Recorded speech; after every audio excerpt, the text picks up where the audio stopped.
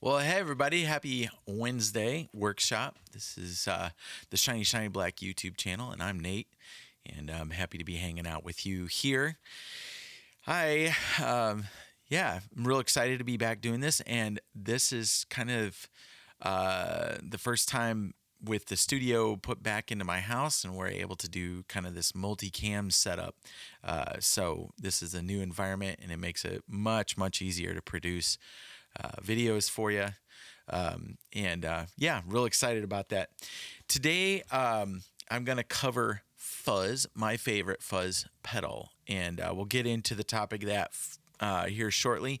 But first, I want to mention that Shiny Black is a band, and we have a lot of records out. We've got a website, shinyshinyblack.com, and we're working musicians. And so if you are enjoying this content, first of all, I would ask you hit like, subscribe, and maybe check out our website. And if you are really have already been in our ecosystem and really enjoy the content, maybe consider joining our Patreon, at least our email list, and so we can keep in touch with you. And so anyways, now that that's out of the way, I wanted to talk about fuzz pedals and my personal favorite fuzz. And just so those of you who are aficionados of fuzz know, I have gone through well over a dozen pedals in the last 10 years of fuzz, trying to figure out what worked, what didn't work for me. And there are definitely some really cool options. I would say a few of my highlights have been the Bliss ZVEX Fuzz Factory pedal that they made. That was really cool, but really specific, and one that I had a lot of trouble getting to work in the context of my rig and what I need. Another one that I really like that is not on my board is the JHS Color Box, and to be honest, part of that has to do with size. And I have the old ones, and those require a special power supply that I don't have. So enough with that. Now, let me just really quickly explain what fuzz is for those of you who are kind of clicked on this wondering what I'm talking about and don't really know what that is. Fuzz is basically taking an audio signal and amplifying it so loud that the next thing receiving it can't deal with the volume, and it basically can't handle it, so it chops off the peaks and valleys of the audio signal, causing a real intense distortion. The byproduct of that is that the quietest parts of it also stay extremely loud, which allows the sound to sustain for a long time in a lot of instances. Real famous examples of this would be a lot of Jimi Hendrix was an early proponent of fuzz. Another early example of it would be Can't Get No Satisfaction by the Rolling Stones. That bum, bum, ba-da-da, that sound is a fuzz pedal, and really interesting. And it's become kind of a standard effect that a lot of guitar players use, but there is a lot of variation within them, within fuzz pedals. And the reason why I like this particular one of the big downfalls when you squash the sound coming from the guitar as much as most fuzz pedals do, is there's actually volume loss. So they actually get quieter when you turn them on, especially with older ones. The other problem is that it's kind of tends to be hi-fi, and when you do that, the sound loses its ability to cut through in a musical context. It kind of can disappear. That's one of like the known frustrations for a lot of fuzz users is, it sounds amazing on its own, but as soon as I'm in a band, when I turn it on, everything just disappears. I can't even hear myself. And this particular fuzz pedal solves those problems, and that's part of why I really like it. The other part of it is it's very, very versatile, which I'm going to demonstrate for you now. So I'm going to switch my camera. I got to get onto my transition here, but I've got a second camera set up right here, and you can see this is my fuzz pedal, and it is called the DoD Carcosa, and it is, most people would consider this to be kind of like a budget pedal. There is, in the worlds of fuzz pedals, it can be very snooty a little bit. It can be kind of cork sniffer, if you know what I mean.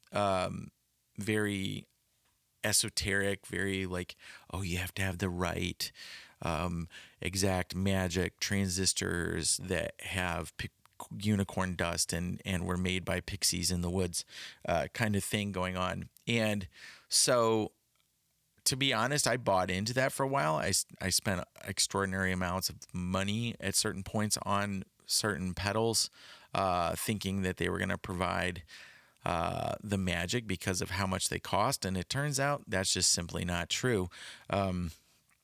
Instead, the magic is in if you can get out of them what you want.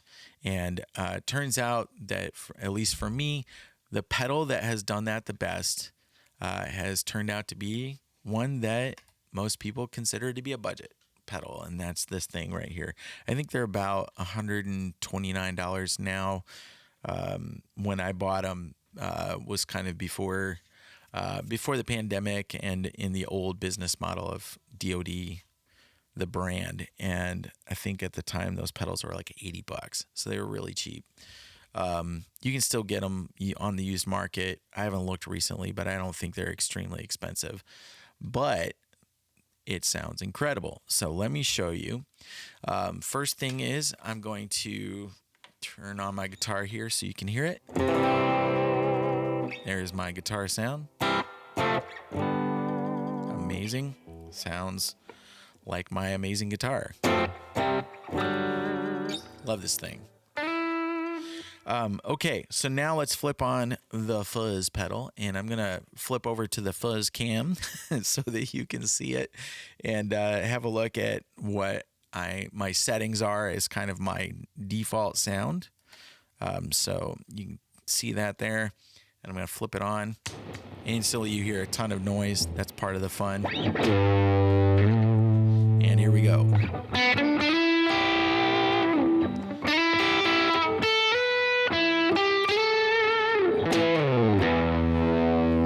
So obviously that is not going to have any trouble cutting through the mix. If you notice, there's pretty good compared to my clean sound.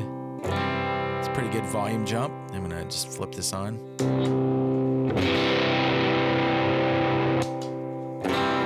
And it sounds very nice and similar enough to the original sound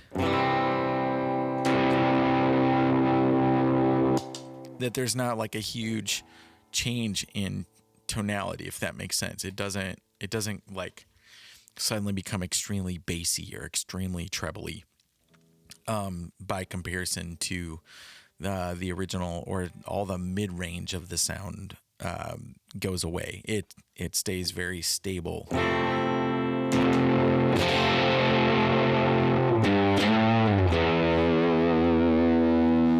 So we love that. So let's go through a couple other sounds. I'll show you like why this pedal to me is very special. On top of just that tonal thing, it has this magical quality to it. These two knobs right here, those are the secret sauce. This is a tone knob, and basically the more distorty everything gets, the kind of more insanely bright this pedal can get. So you can see quite a bit of high end rolled off of it. But when it's set lower, sometimes it can be a little dark, in which case you would want to add a little of that back in. And then this is the output volume. But what these two pedals do, or knobs do, they interact with each other. So one of them kind of controls like the voltage, the amount of energy that's available in the circuit. And then the other one controls how much signal's coming into that voltage. And the combination of those two means that you can do some pretty kind of diverse sounds. So let me show you what I mean. Okay. All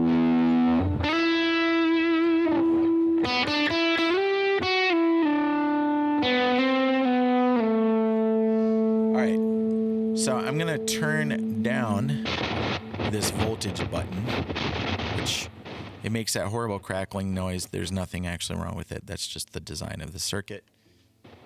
So if I turn that down,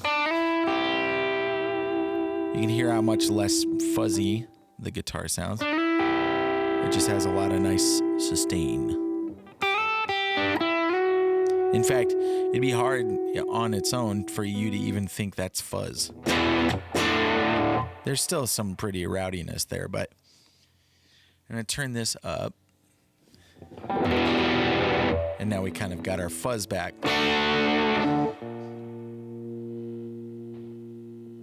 But with those kind of set to an extreme, this one all the way down this way and this one all the way up, you get a lot of sustain. You get a real nice...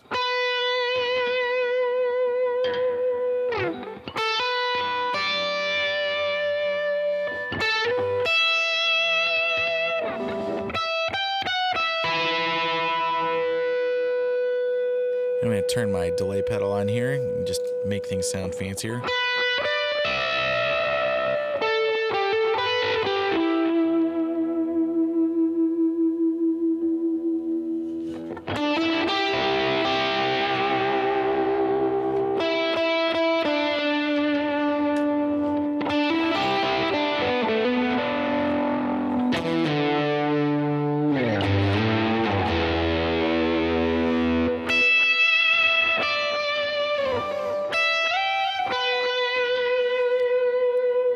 So very clear sounding, lots of sustain. It sounds really nice.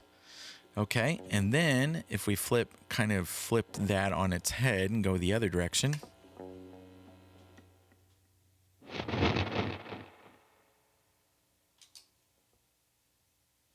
You hear that already, right? So notice that, like, when I hit the end there, it almost like cuts off, right? And so that's like almost like that White Stripes kind of like...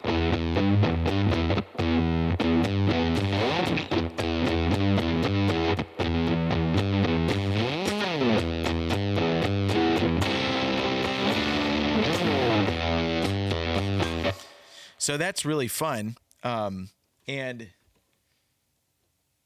what I find really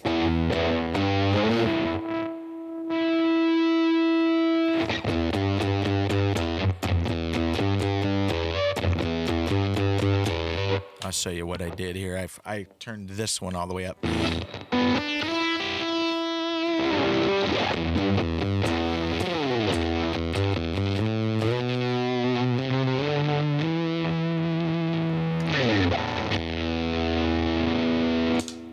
So that gives the ability to blend those things around and kind of mix and match things, makes the pedal very versatile. I can go from like these real extreme sputtery kind of sounds like the amp is broken kind of sounds, all the way up to stuff that's like very sweet and sustainy, and like if you're into a guitar player like Eric Johnson, where you just have these really nice, smooth, sweet singing leads kind of thing, this pedal can do it all. And so that's kind of my recommendation. That one's came on and off my pedal board quite a few times, and has ended up, like, once I'd really sunk into the reality of like buying a more expensive pedal isn't going to do a better job than that. That's when I really was like, you know what? This is the one that works for me. This is great. It sounds awesome. And heck, it's a bargain. I think it's an amazing deal for the what the thing is capable of. So I'm going to play just a little bit more.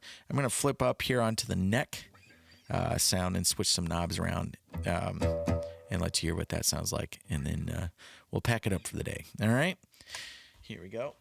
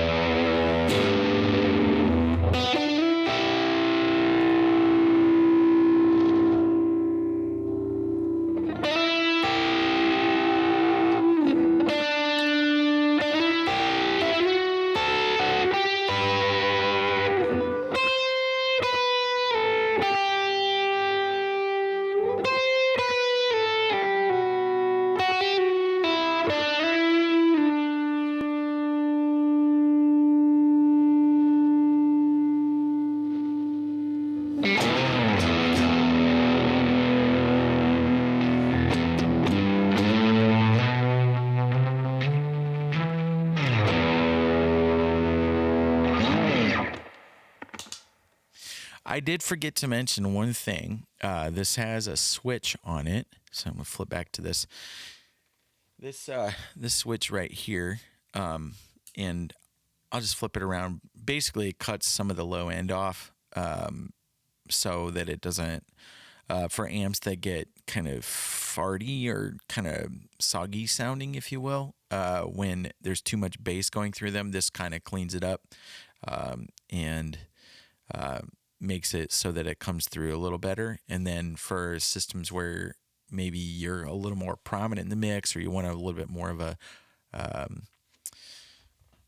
bass heavy sound from your fuzz, and you're playing an amp that can handle that, that can also be a good option. So I'm just going to flip that on.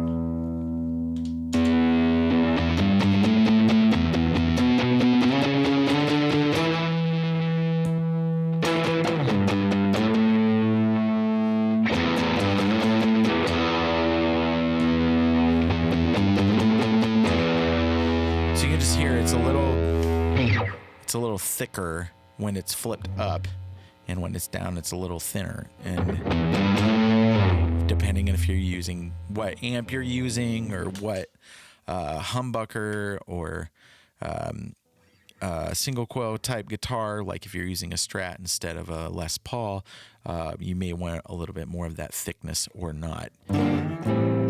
So, anyways, that's the Wednesday workshop. Just talking about things. I'm gonna kind of over the next few of these progress through the pedal board and just talk about what each sound does, and why they've ended up being mainstays on my pedal board. And I hope for some of you that's interesting. We'll get back once that's done into some other things. We'll talk about some other pieces of gear in the studio, different things. I'm just enjoying sharing what I've learned, what I've discovered from my journey so far as a musician, and sharing that information with you.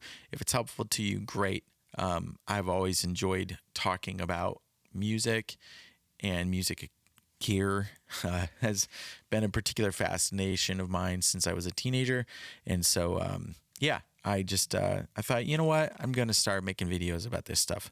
So Anyways, thanks for hanging out. I hope you've enjoyed it. Be sure to, again, if you've made it this far and you like what you're seeing, click the like button and subscribe. And if you feel so compelled to maybe share with me what your favorite fuzz pedal is or why you hate fuzz or whatever, be sure to leave that as a comment below. Even the comments help us to helps YouTube to know where and who likes watching the channel and what topics might be interesting to other people. So it really helps when you do that. Otherwise, be sure to check out our website, shinyshinyblack.com. Sign up for email if you like. And of course, we always appreciate any merch or Patreon support. So anyways, hope you're doing well, and we'll see you real soon.